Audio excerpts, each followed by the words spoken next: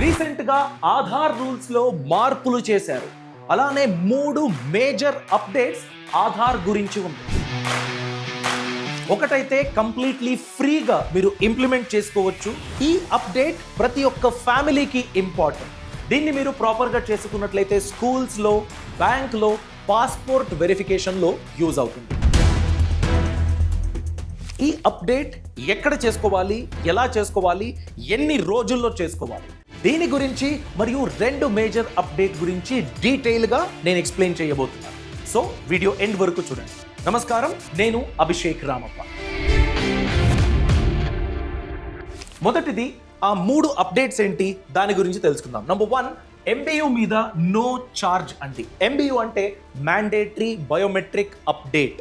అయితే ఎవరు MBU mandatory biometric update చేయించుకోవాలి, ఏ ఏజ్ బ్రాకెట్లో ఉన్న వాళ్ళు ఎప్పుడు అప్డేట్ చేసుకోవాలి, దాని గురించి నేను ఎక్స్ప్లెయిన్ చేస్తాను. అలానే PVC కార్డ్ అండి. మీరు ఇంట్లో కూర్చునే ఆన్లైన్ అప్లై చేసి ఆధార్ PVC కార్డ్ని పొందొచ్చు. దాని గురించి స్టెప్ బై స్టెప్ డీటెయిల్స్ చెప్తాను. థర్డ్ పాయింట్, ఆధార్ మిషన్ 2032 గురించి గవర్నమెంట్ అనౌన్స్ చేసింది. సో వీటన్నిటి గురించి తెలుసుకుందాం. Point number 1, free MBU mandatory biometric update అండి. 5th ఇయర్ నుండి 17th ఇయర్ లోపల ఉన్న పిల్లలకి దీన్ని ఫ్రీగా UIDAI అందిస్తుంది. ఆధార్ దీని గురించి ఉన్న ఛార్జెస్ని తీసేసింది. సో ఇంతకుముందు ఎలా ఉండేదంటే, చిన్నపిల్ల అనుకోండి, ఒక 1 year 2 year లేకపోతే 6 months అనుకున్నా కూడా మీరు ఆధార్ చేపించినట్లయితే జస్ట్ ఫోటో మాత్రమే ఉండేది, నో బయోమెట్రిక్స్. ఒక చిన్న పాపని మీరు ఆధార్ సెంటర్కి తీసుకుని వెళ్తే ఫోటో తీసేసి ఆ ఫోటోని పెట్టేవాళ్ళు ఆధార్ కార్డులో. ఫింగర్ ప్రింట్స్ ఉండేది కాదు, ఐరిస్ స్కాన్ కూడా చేయరు. ఎందుకంటే ఆ ఏజ్కి బిలో 5 years అని చూసుకున్నట్లయితే వాళ్ళకి బయోమెట్రిక్స్ అంత మెచ్యూర్గా ఉండదు అనే కారణం చేత ఓన్లీ ఫోటో మాత్రమే ఉండేది. సో 5 years తర్వాత మ్యాండేటరీగా బయోమెట్రిక్ అప్డేట్ అనేది చేపించాలి. MBU 1 అంటారు. 5 years తర్వాత మ్యాండేటరీగా చేపించే MBUకి. దాని తర్వాత MBU 2 mandatory biometric update second time before 17 years, after కాదు, బిఫోర్ 17 years కంపల్సరీగా చేపించాలి. 5 years ఉన్నప్పుడు అప్డేట్ చేశారు. ఆఫ్టర్ 10 years అంటే 15 years అయిన తర్వాత బిఫోర్ 17 years 15 to 17 years లోపు MBU 2 అవ్వాలి. ఈ రెండిటికి ఇంతకుముందు ఛార్జెస్ ఉండేది. ఇప్పుడు కంప్లీట్లీ ఫ్రీగా గవర్నమెంట్ దీన్ని చేపిస్తుంది. ఈ MBU 1 MBU 2 వితౌట్ ఛార్జెస్ అన్నది 6 crore పిల్లలకు యూజ్ అవుతుంది అని UIDAI అనౌన్స్ చేసింది. చూడండి, మీరు ఒకవేళ మిస్ చేశారనుకోండి, డిలే చేశారనుకోండి, మీరు చేపించలేదు లేకపోతే డిలే చేసేశారు, దాని తర్వాత మీరు వెళితే 125 rupees ఫీజ్ పే చేయాలి. మీరు ఆ ఫీజ్ని తీసేసింది UIDAI. మీరు ఈ 125 rupees పే చేసే అవసరం లేదు. ఒకవేళ మీరు ఈ అప్డేట్ని చేసుకోకపోతే, MBU చేయకపోతే, స్కూల్ అడ్మిషన్స్కి లేకపోతే పాస్పోర్ట్ వెరిఫికేషన్స్కి, స్కాలర్షిప్కి, బ్యాంక్ అకౌంట్ ఓపెన్ చేయాలన్నా కూడా ఫస్ట్ టైము ప్రాబ్లం అవుతుంది. అలాంటి ప్రాబ్లం అవ్వకూడదని అప్డేట్ చేసుకోమని చెబుతుంది. అండ్ ఈ ఫ్రీ అన్నది ఉంది కదా, MBU ఫ్రీ, ఇది జస్ట్ September 30, 2026 వరకు మాత్రమే. ఇంకా 11 months టైం ఉంది మీకు. ఈ 11 months లోపు 5 to 17 years పిల్లలకి ఫ్రీగా ఈ MBU అప్డేట్స్ని మీరు చేసుకోవచ్చు. 6 crore పిల్లలకు ఇది బెనిఫిట్ అవ్వాలని UIDAI నిర్ధారించింది. సో ఈ ఆప్షన్ అస్సలు మిస్ చేసుకోవద్దు, ఖచ్చితంగా అప్డేట్ అన్నది చేపించండి. Second point, Aadhaar PVC card. మీ ATM కార్డ్ ఉంటుంది కదా, లేకపోతే క్రెడిట్ కార్డ్, ఆ సైజులో ఒక PVC కార్డ్ మీకు దొరుకుతుంది.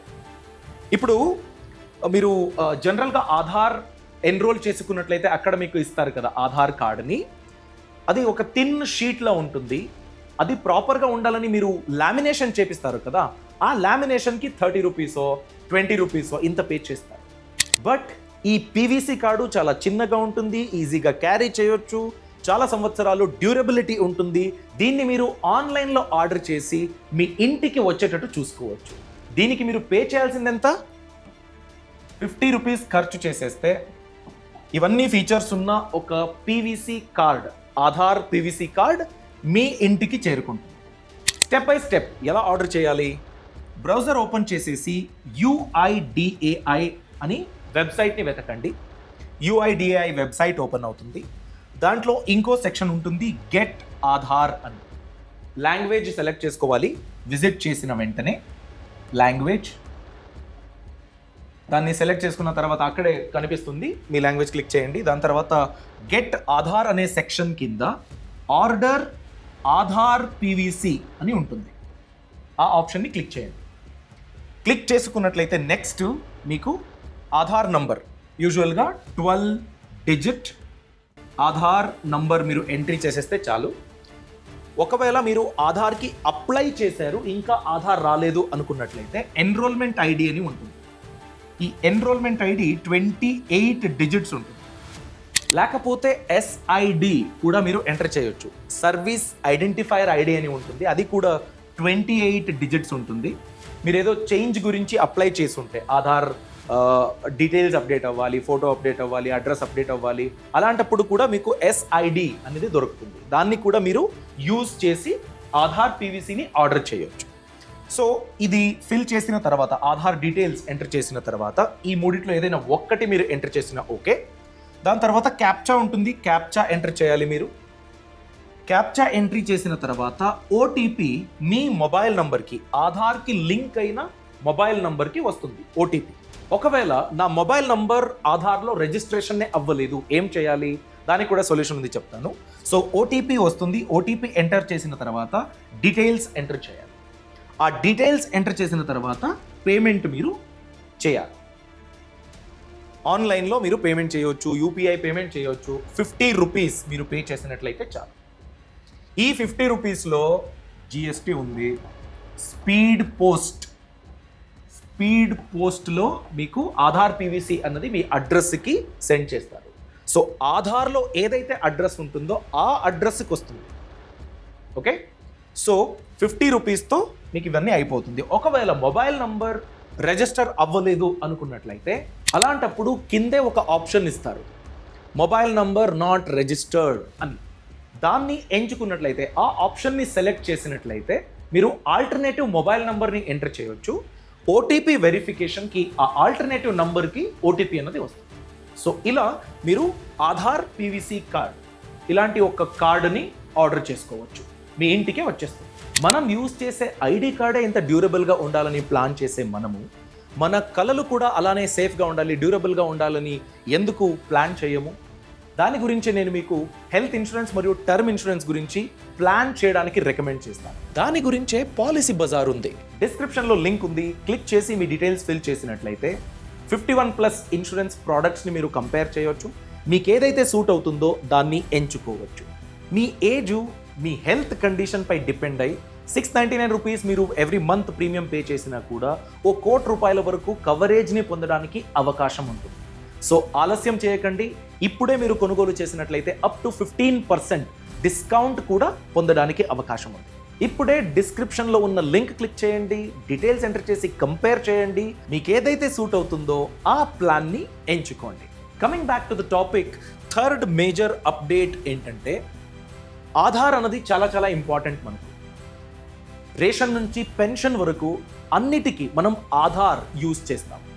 సో ఇలాంటి ఆధార్ డాటా అన్నది చాలా సేఫ్గా ఉండాలి, దాన్ని ప్రొటెక్ట్ చేయాలి.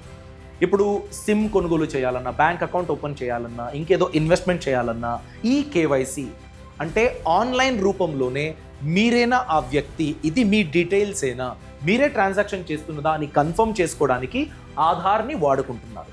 ఇలాంటి ఆధార్ డాటా చాలా చాలా ఇంపార్టెంట్. సైబర్ సెక్యూరిటీ ఇంపార్టెంట్ అవుతుంది. ఆధార్ డాటా అన్నది ఎవరు మిస్యూజ్ చేయకుండా దాన్ని రక్షించాలి. దీని గురించి ఒక హై లెవెల్ ఎక్స్పర్ట్ కమిటీని ఫామ్ చేయడం జరిగింది. దీనికి UIDAI చైర్మన్ ఎవరైతే ఉన్నారో నీల్కాంత్ మిశ్రా గారు, ఆయన ఈ ఎక్స్పర్ట్ కమిటీని లీడ్ చేస్తారు. ఈ కమిటీ ముందున్న టాస్క్ ఏంటంటే AI technology, block chain technology, quantum computing, ఇలాంటి అడ్వాన్స్డ్ టెక్నాలజీ వాడుకుని ఆధార్ని ఇంకా సేఫ్ చేయాలంటే ఉన్న అవకాశాలు ఏంటి? దాని గురించే ఆధార్ విజన్ 2032 దీన్ని అనౌన్స్ చేయడం జరిగింది. ఈ విజన్ 2032 గురించి high level expert committee Neelakant Mishra గారి లీడర్షిప్లో ఈ 3 అడ్వాన్స్డ్ టెక్నాలజీపై డిస్కస్ చేస్తుంది.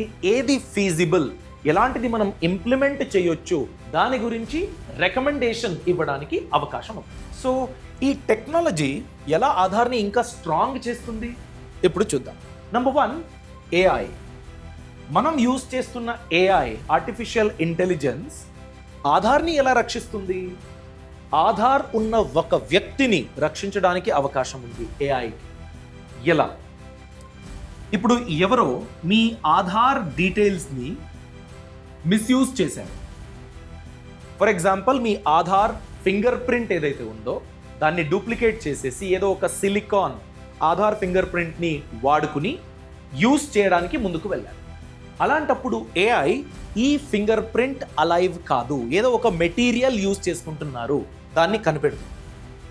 సో మీ డీటెయిల్స్ని, మీ ఫింగర్ ప్రింట్ని ఏదో ఒక స్మార్ట్ టెక్నాలజీ వాడి కాపీ కొట్టినా కూడా దాన్ని ఏఐ కనిపెడుతుంది. సో మీ బయోమెట్రిక్ డీటెయిల్స్ మిస్యూజ్ అవ్వడానికి ఆర్టిఫిషియల్ ఇంటెలిజెన్స్ వదలదు.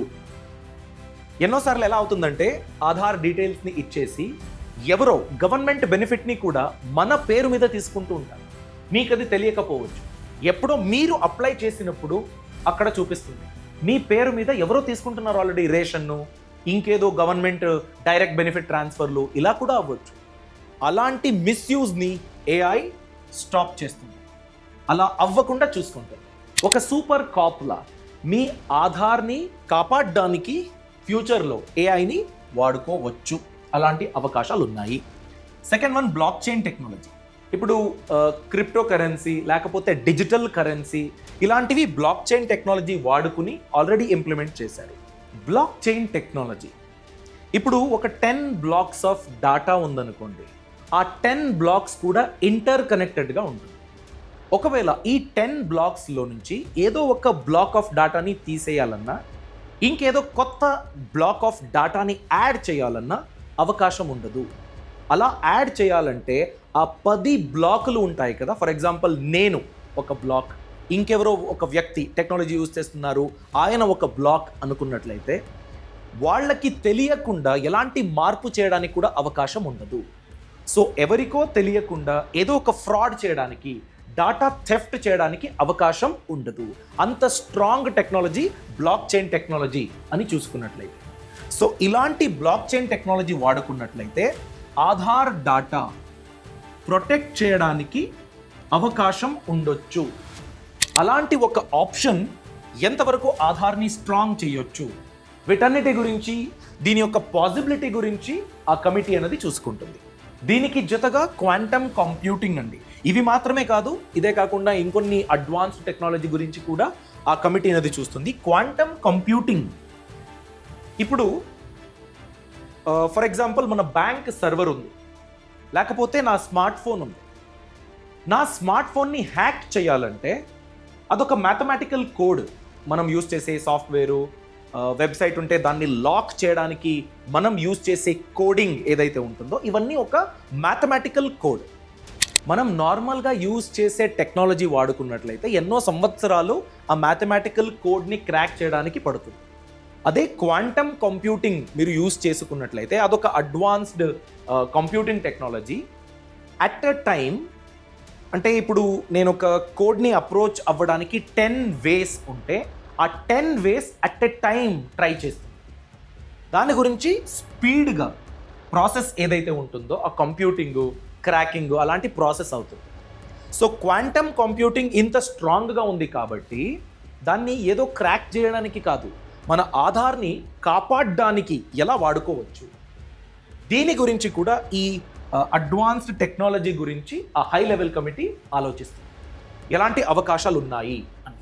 సో ఆధార్ గురించి పెరుగుతున్న డిపెండెన్సీ ఏదైతే ఉందో దాన్ని చాలా సేఫ్గా, డాటా మిస్యూజ్ అవ్వకుండా, మన ప్రజలు ఎవరైతే ఉన్నారో వాళ్ళకి ఏ విధమైన హాని జరగకుండా వాళ్ళకి గవర్నమెంట్ సర్వీసులో అట్ టైం రైట్ టైంకి చేరుకోవాలి, ఇంకెవరో మిస్యూజ్ చేసుకోకూడదు, ఇంకెవరో ఐడెంటిటీ థెఫ్ట్ చేయకూడదు, వీటన్నిటిని గవర్నమెంట్ చూసుకోవడానికి ఇంకా స్ట్రాంగ్గా ఆధార్ ఉండాలని టెక్నాలజికల్ అడ్వాన్స్మెంట్స్ని వాడుకునే దానికి ఈ high level committee, expert committee help చేస్తుంది.